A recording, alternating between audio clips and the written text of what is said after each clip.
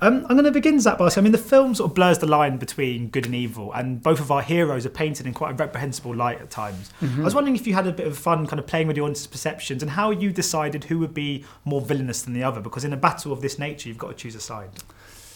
Yeah, I knew that like Batman was going to be the one that was acting out in a kind of more like the difference between revenge and justice is one of the sort of questions that was asked by the film, and I felt like that inherently made him feel more sort of viscerally angry.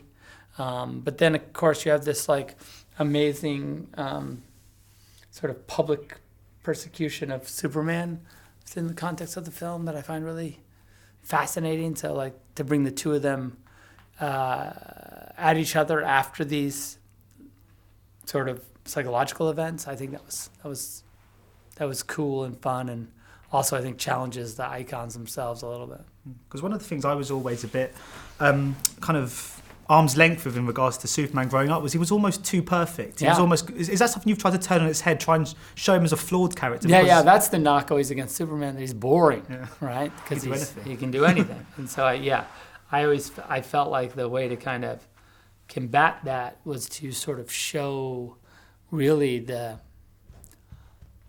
just the result of being a Boy Scout in some ways, like trying to do the right thing can also be like a disaster. So here's a sort of slight potential spoiler of sorts, but I wanted to know why you decided to allow Batman to kill within this picture. I tried to do it in that sort of technical way, right? There's a great YouTube video that shows all the kills in the Christopher Nolan movies, even though like we would perceive them as movies where he doesn't kill anyone. I think there's like 42 potential kills that Batman does, and it includes also it goes back and includes even the Tim Burton Batman movies where this reputation as a guy that doesn't kill comes from.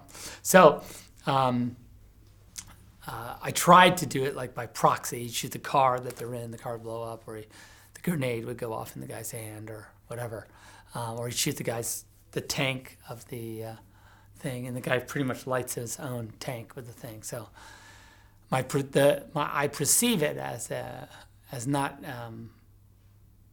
him killing directly, but by sort of, if the bad guys are associated with the thing that happens to blow up, that's not really.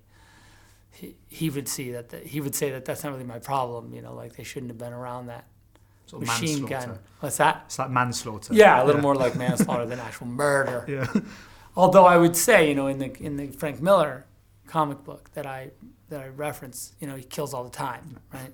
Like he's constantly. There's a great shot. Basically the scene there's a scene taken from the graphic novel where he busts through the wall and he takes the guy's machine gun, and the guy's going, "I'll kill her, I promise, I swear it," and he's like, "I believe you." I took that little vignette from a scene in Dark Knight Returns. At the end of that, he shoots the guy right between the eyes with the machine gun, one shot. And of course, I went to the gas tank, and all of my guys that I worked with were like, "You gotta shoot him in the head," because they're all comic book dorks. And I was like, I'm not gonna be that guy who does that. Very quickly, I'm just wondering if you're going to explore the alternate future that the Flash was sending a message back from in this movie in the future. Seems like a thing you really need to kind of find out what happens there, I think. Cool.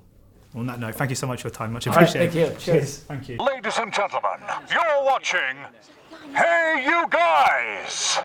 Hey You Guys, huh? Hey, you guys. Is that from the Goonies? It is indeed, yes. Nice.